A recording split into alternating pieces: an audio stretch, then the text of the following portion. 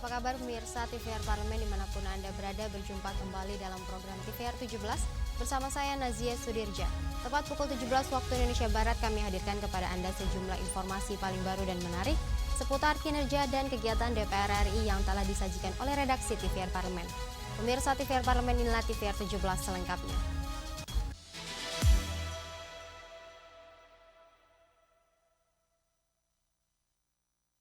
Awali sore ini dengan berita terkait anggota Komisi 5 DPR RI menilai kebijakan work from anywhere menjelang cuti bersama memberikan alternatif bagi masyarakat yang akan mudik ke kampung halaman sehingga baik dalam mengurai kemacetan. Komisi 5 DPR RI mengapresiasi kinerja Kementerian Perhubungan, Kementerian Pekerjaan Umum, Basarnas, BMKG, dan pihak terkait lainnya dalam memastikan penyelenggaraan mudik Idul Fitri tahun 2025 berjalan lancar. Anggota Komisi 5 DPR RI Dadil Mutakin Safiuddin menyampaikan secara umum arus mudik lebaran tahun 2025 relatif lancar.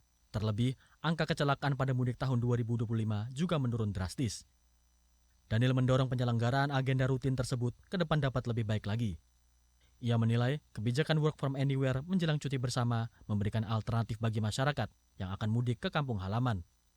Saya pribadi juga kami mengapresiasi atas upaya-upaya yang sudah dilakukan oleh Kementerian Perhubungan, Kementerian PU, Korlantas, kemudian rekan-rekan dari BMKG yang juga turut membantu, Basarnas juga, semua pihak lah. Tapi memang ada beberapa hal ya. Yang pertama, kondisi ini memang karena saya melihatnya WFA juga efektif.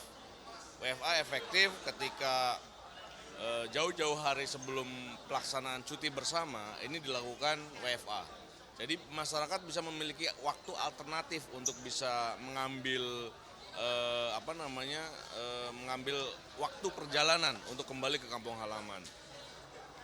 Dan ternyata yang menjadi faktor lagi, jumlah pemudik tahun ini memang turun, tidak sebanyak tahun-tahun sebelumnya. Itu juga kan yang menjadi catatan.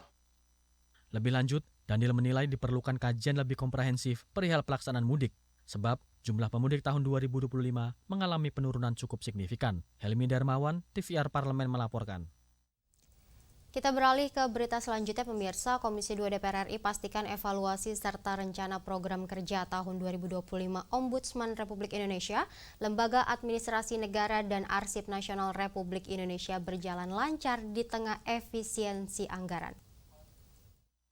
Di tengah efisiensi anggaran, Komisi 2 DPR RI memastikan evaluasi serta rencana program kerja tahun 2025 Ombudsman Republik Indonesia, Lembaga Administrasi Negara, dan Arsip Nasional Republik Indonesia berjalan dengan baik demi peningkatan reformasi birokrasi dan pelayanan publik. Wakil Ketua Komisi 2 DPR RI Bahtera mengatakan melalui evaluasi yang dilakukan oleh ketiga lembaga yang hadir, diperlukan peningkatan kinerja dalam rencana program kerja tahun 2025. Sehingga anggaran negara yang digunakan mampu memberi pelayanan maksimal bagi publik. Hari ini kita rapat bersama Ombudsman, LAN, dan ANRI. Pada dasarnya sih adalah rapat evaluasi kinerja program kerja terkait dengan apa yang akan dilakukan ke depan. Nah, kami melihat memang ketiga lembaga ini kita tahu sendiri kan anggarannya sangat minim. Nah, maka dari itu kami meminta untuk memaparkan program-program strategis ke depan sehingga programnya juga bisa berjalan maksimal. Di suatu sisi juga bahwa tentu kita sudah tahu semua bahwa di semua kementerian lembaga terjadi efisiensi, tetapi itu tidak mengurangi semangat dan kinerja ketiga lembaga ini untuk terus melakukan pelayanan, terutama ombudsman ya, karena ombudsman ini kan kinerjanya sangat luas, jangkauannya sangat luas terkait dengan pengawasan. Bahtera menambahkan pihaknya akan selalu mendukung program yang baik dari ketiga lembaga tersebut, termasuk usulan penambahan anggaran dari LAN sebesar 100 miliar rupiah demi terwujudnya perbaikan tata kelola kualitas kebijakan instansi pemerintah dengan target 30% pada tahun 2025. Rifki, TVR Parlemen melaporkan. Anggota Komisi 1 DPR RI meminta pemerintah mengantisipasi kebijakan 9 Dash Line Tiongkok atau 9 garis putus Tiongkok agar tidak mengganggu kesepakatan batas zona ekonomi eksklusif antara Indonesia dan Vietnam dalam jangka panjang. Komisi 1 DPR RI mengundang para pakar hukum internasional untuk memberi masukan mengenai penetapan batas zona ekonomi eksklusif antara Indonesia dan Vietnam. Kebijakan Nine Dash Line Tiongkok atau 9 garis putus Tiongkok mengklaim Laut Cina Selatan seluas 2 juta kilometer persegi sebagai wilayah Laut Cina. Hal ini tumpang tindih dengan batas wilayah laut beberapa negara, termasuk Indonesia dan Vietnam. Meski klaim Nine Dash Line tidak diakui secara global, namun anggota Komisi 1 DPR RI Andina Narang tetap meminta pemerintah mengantisipasi hal tersebut agar tidak mengganggu kesepakatan batas zona ekonomi eksklusif antara Indonesia dan Vietnam dalam jangka panjang. Kita mendengarkan pendapat-pendapat dari pakar dan juga dari akademisi mengenai apa saja yang akan kita bahas nantinya di rancangan undang-undang dan nanti akan dibuat panja untuk pengesahan MOU ini. Nanti kita mendengarkan dulu nih dari pakar-pakar apa saja yang akan kita batas-batas mana saja, dan inilah rapat pertamanya. Kita tidak mengakui adanya Nine Dash Line, dan juga dari Nine Dash Line ini kan tidak disahkan oleh UNCLOS. Nah, tidak diakui oleh UNCLOS. Nah, maka daripada itu ya tidak ada hubungannya memang, tetapi memang kita harus mengantisipasi jika ada namanya pengesahan antara kita Indonesia dengan Vietnam ini nantinya, ya kita harus mengantisipasi apa yang akan dilakukan oleh Cina terhadap hal ini. Tadi antisipasinya jadi seperti apa? Nah, ini yang akan dibahas nantinya. Andina menambahkan pembahasan mengenai batas kelautan, termasuk soal pembahasan batas zona ekonomi eksklusif, merupakan hal yang krusial, karena hal ini menyangkut pemanfaatan potensi kelautan untuk kesejahteraan negara. Kendan Samsul, TVR Parlemen melaporkan. DPR RI ingatkan pemerintah untuk tidak terburu-buru memberlakukan pencabutan moratorium PMI ke Arab Saudi tanpa adanya perlindungan hukum yang jelas dan konkret bagi pekerja Indonesia. Pencabutan moratorium harus didukung dengan perbaikan dasar hukum terkait tata kelola guna memastikan hak-hak PMI terpenuhi. Kami hadirkan informasinya sesaat lagi, tetaplah di TVR 17.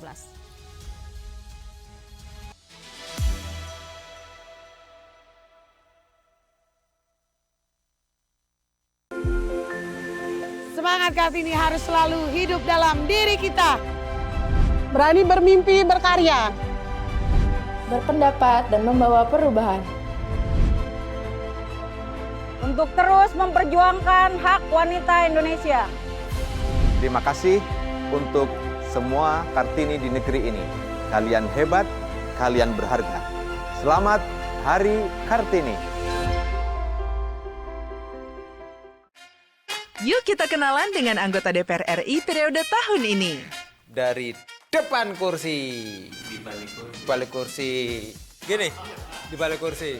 Aku ingin menjadi sesuatu yang mungkin bisa kau rindu. Acap kahiji, rukun sakabena, gitulah pokok nama. Semakin penasaran kan bagaimana kiprah karir politiknya? Hanya di TVR Parlemen.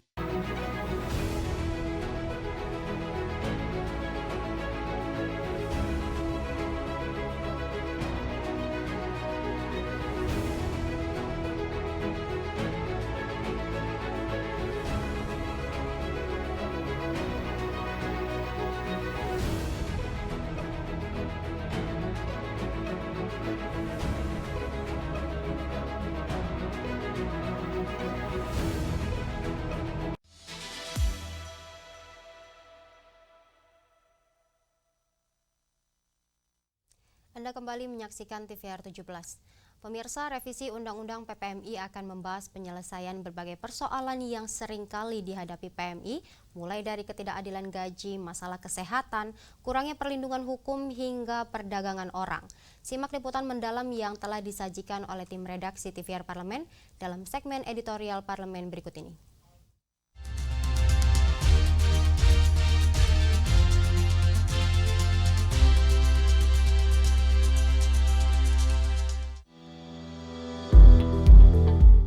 Pada tahun 2025 ini, pemerintah berencana mencabut kebijakan moratorium pengiriman pekerja migran Indonesia ke Arab Saudi yang sudah berlangsung sejak 2015 lalu.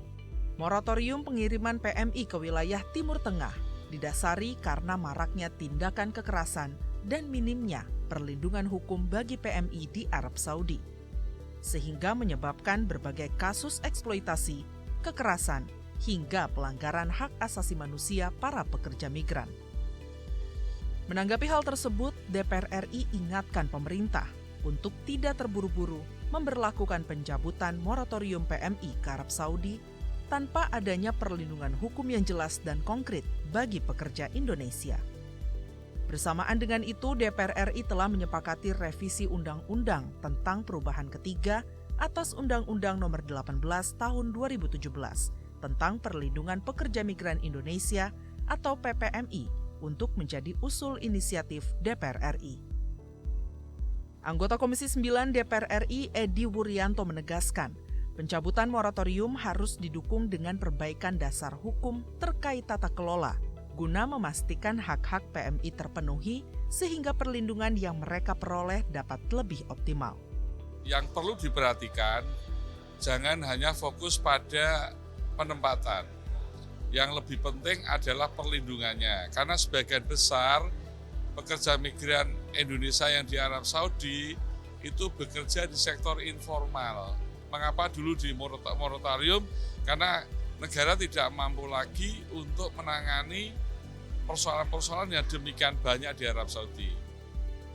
Sementara itu, anggota Balik DPR RI Gamal Albin Said menekankan, revisi Undang-Undang PPMI akan membahas penyelesaian berbagai persoalan yang seringkali dihadapi PMI, mulai dari ketidakadilan gaji, masalah kesehatan, kurangnya perlindungan hukum, hingga ancaman perdagangan orang.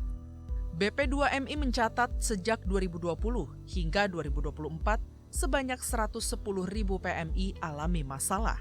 Sementara sebanyak 95% PMI menjadi korban penyelundupan hingga tindak pidana perdagangan orang. Nah, mungkin selama ini pemerintah fokus ke perlindungan, tapi belum secara extremely efektif ya menganalisis termasuk menjalankan fungsi penempatan ya dengan proporsional, tepat dan efektif. Sehingga saya pikir kita perlu bagaimana regulasi ke depan melihat dua aspek ini dan menjadi salah satu fokus yang perlu dilakukan pemerintah secara efektif. Salah satu persoalan utama terkait pekerja migran Indonesia adalah tingginya angka PMI non-prosedural yang berangkat ke negara penempatan yang mencapai 5 juta orang. Adapun penyebab keberangkatan PMI non-prosedural antara lain karena banyaknya calo yang menawarkan kemudahan bekerja di luar negeri, serta minimnya sosialisasi dan prosedur pemberangkatan PMI yang berbelit-belit. Melalui RUU PPMI, persoalan PMI non-prosedural dapat dicegah melalui penguatan kebijakan agar pekerja migran Indonesia mendapat jaminan perlindungan ketika bekerja. Anggota Balik DPR RI Inyoman Parta mendorong pemerintah melakukan diplomasi bilateral dan multilateral termasuk memberikan amnesti bagi PMI yang berangkat secara non-prosedural agar dapat dilindungi dan dilayani oleh pemerintah. Ini yang harus menjadi pusat perhatian dari perubahan undang-undang ini, bahwa selanjutnya setelah undang-undang ditetapkan tidak boleh lagi ada warga negara yang bekerja secara ilegal karena kontribusi mereka besar dalam bentuk devisa. Yang kedua, risikonya jadi sangat tinggi. Ketika mereka ilegal selanjutnya adalah risikonya itu sudah menunggu. RUU PPMI termasuk ke dalam prioritas legislasi 2025. Dengan rincian terdapat 29 poin perubahan. DPR RI berharap Badan Perlindungan Pekerja Migran Indonesia yang telah dinaikkan statusnya menjadi Kementerian Perlindungan Pekerja Migran Indonesia dapat bekerja optimal dengan memberikan pelayanan dan mengatur tata kelola yang lebih efektif bagi PMI.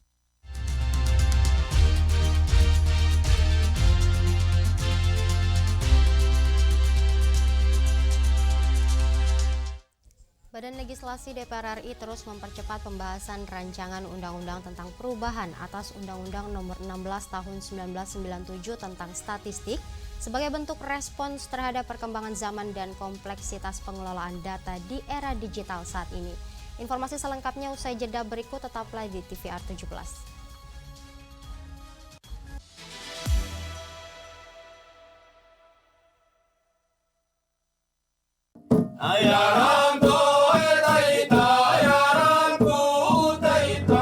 Segala hal ada di luar sana.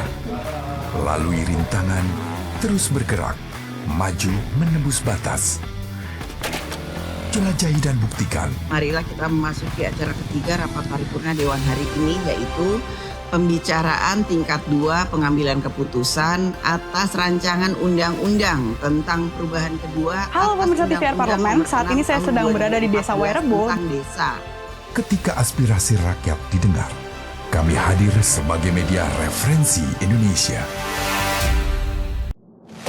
Bapak Ibu ini kan orang-orang pintar setaunya saya di Kemendikbud. Hakim yang memutuskan vonis bebas mereka sakit semua. Kalau memang ada yang terlibat, langsung pecat Pak, langsung beri sanksi. Usulkan.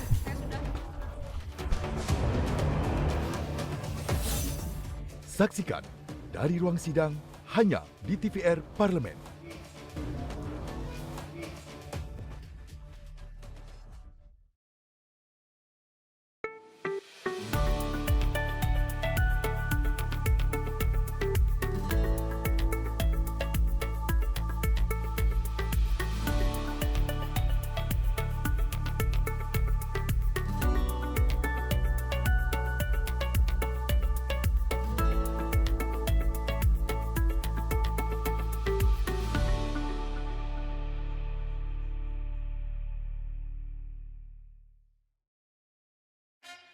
Yuk kita kenalan dengan anggota DPR RI periode tahun ini. Dari depan kursi. Di balik kursi. Gini, di balik kursi. Aku ingin menjadi sesuatu yang mungkin bisa kau rindu. Asap kahiji, rukun sakabena. Gitulah pokok nama. Semakin penasaran kan bagaimana kiprah karir politiknya? Hanya di TVR Parlemen.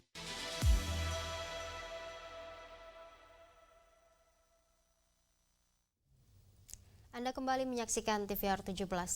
Pemirsa, pada pembahasan rancangan Undang-Undang Nomor 16 Tahun 1997 tentang statistika, salah satu fokus utama adalah memperkuat perlindungan data publik dan memastikan akurasi informasi dalam kegiatan statistik nasional. Lantas seperti apa proses pembahasannya?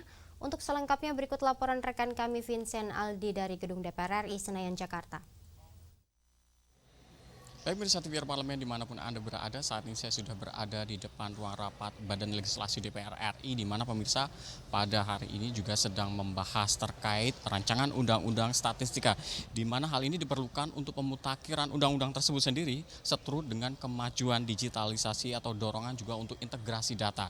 Dan pemirsa, hal ini juga mendorong untuk transparansi dan akurasi data yang nantinya dapat dipergunakan baik dari pemerintah daerah maupun juga pemerintah pusat, sehingga dapat dimanfaatkan untuk menjamin akurasi dan akuntabilitas dari kebijakan yang tentunya berdasarkan pada bukti atau evidence based policy. Dan kita akan kulik lebih dalam dengan salah satu anggota Badan Legislasi DPR RI, yaitu Bapak Latinro Latunrung dari fraksi Gerindra. Bapak, bagaimana DPR memandang dari urgensi RUU ini?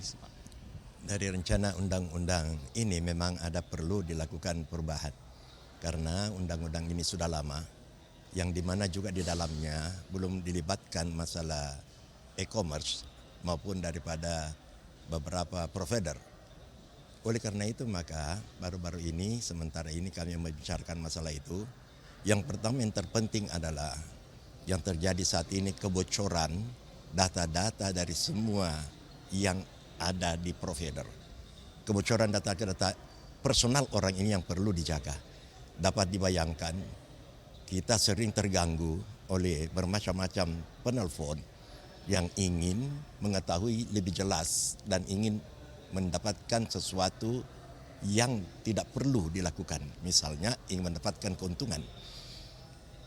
Dalam hal ini mereka sudah mengetahui benar apa-apa data pribadi kita, sampai nama orang tua, nama ibu, nama keluarga dan lain-lain. Sehingga sangat memudahkan bagi mereka untuk melakukan sesuatu terhadap pribadi-pribadi seseorang.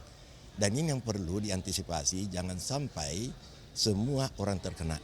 Bahkan ada yang digunakan nomor teleponnya dipakai main judi, dipakai meminjam yang digunakan oleh orang lain. Nah, ini yang menjadi pemeriksaan hangat kita. Kemudian yang kedua, statistik dan big data ini sangat diperlukan oleh BPS. Sedangkan dari undang-undang yang ada saat ini belum melibatkan daripada e-commerce maupun daripada provider seluler. Oleh karena itu kami ingin diharapkan bahwa data-data yang ada, apa yang terjadi bisa secara rutin dilaporkan kepada BPS sehingga BPS mempunyai big data statistik yang sangat akurat untuk mengambil suatu kebijakan.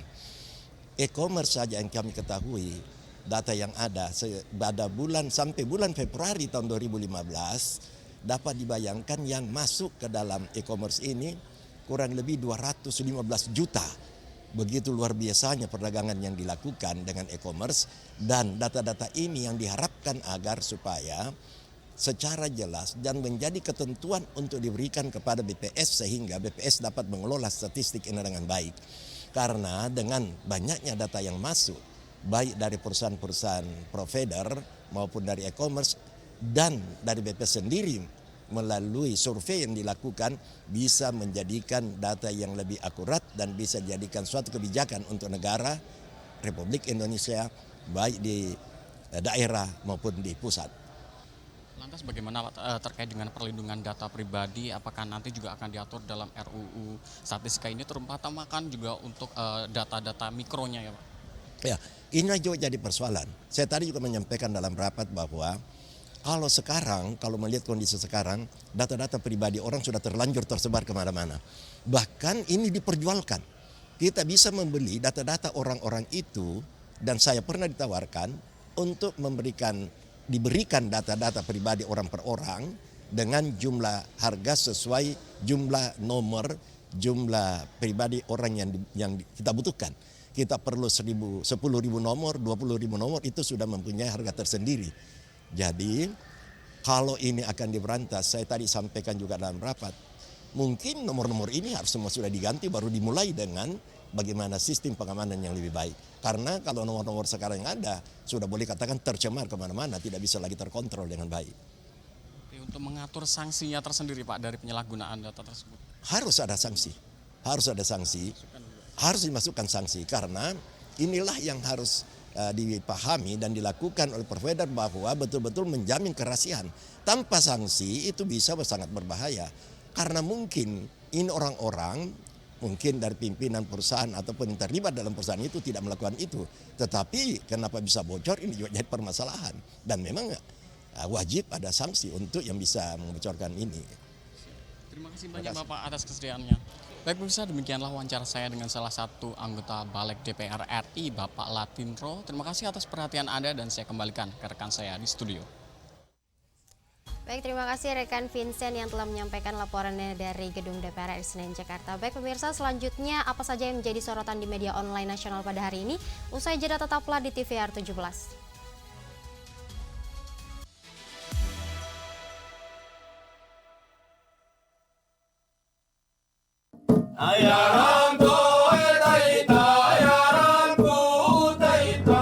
Segala hal ada di luar sana. Lalui rintangan, terus bergerak, maju menembus batas. Jelajahi dan buktikan. Marilah kita memasuki acara ketiga rapat paripurna Dewan hari ini, yaitu pembicaraan tingkat 2 pengambilan keputusan atas rancangan undang-undang tentang perubahan kedua. Halo pemirsa TVR Parlemen, saat ini saya sedang berada di Desa Wairebo. Ketika aspirasi rakyat didengar, kami hadir sebagai media referensi Indonesia. Kehadiran mereka tidak hanya mewakili suara perempuan, tetapi juga membawa perspektif yang beragam serta pengalaman hidup yang unik ke dalam proses pembuatan kebijakan. Saksikan Perempuan Parlemen hanya di TVR Parlemen. Semangat Kartini harus selalu hidup dalam diri kita. Berani bermimpi, berkarya, berpendapat dan membawa perubahan. Untuk terus memperjuangkan hak wanita Indonesia. Terima kasih untuk semua Kartini di negeri ini. Kalian hebat, kalian berharga. Selamat Hari Kartini.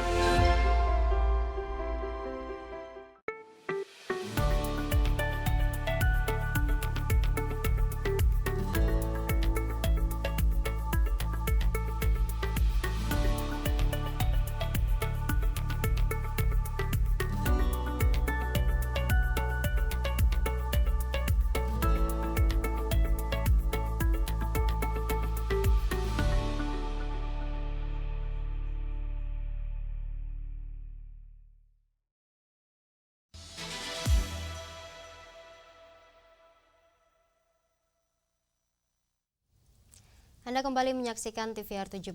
Pemirsa, kali ini kita masuk ke segmen media online nasional. Mari kita simak isu apa saja yang menjadi sorotan media serta tanggapan dari sejumlah anggota Dewan bersama rekan kami Rini Reski. Silakan Rini.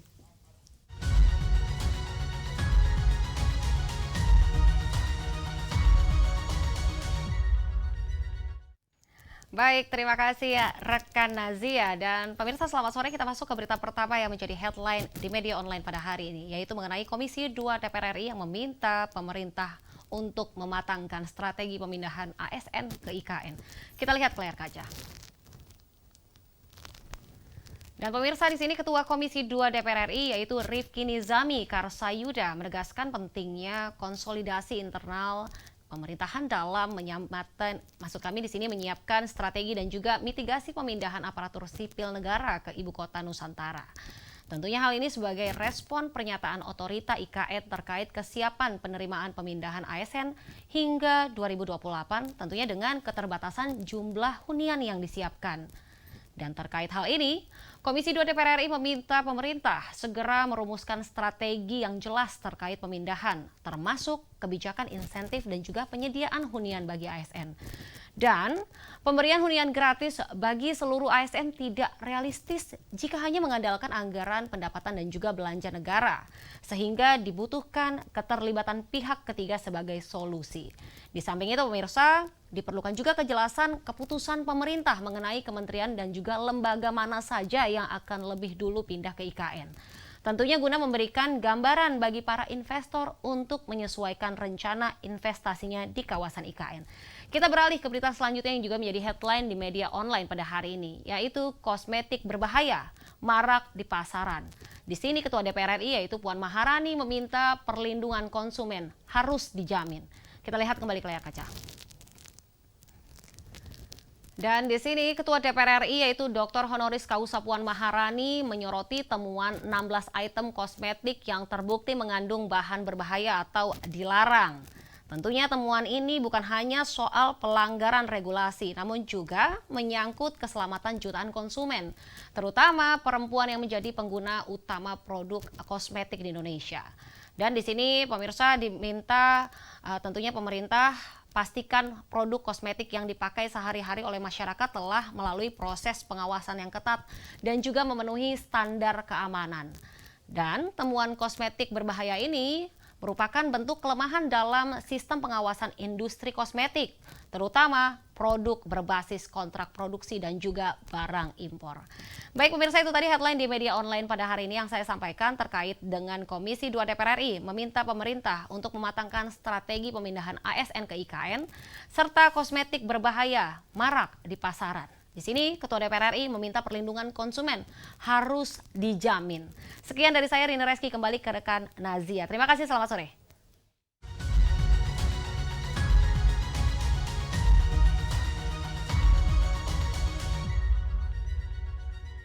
Terima kasih rekan Rini yang telah menyampaikan sejumlah update sorotan dari media online nasional pada hari ini. Pemirsa, segmen media online tadi sekaligus menutup program TVR 17 edisi sore hari ini. Saya Nazia Sudirja beserta seluruh kru TVR Parlemen yang bertugas mengucapkan terima kasih dan pamit undur diri dari hadapan Anda. TVR Parlemen, referensi Indonesia.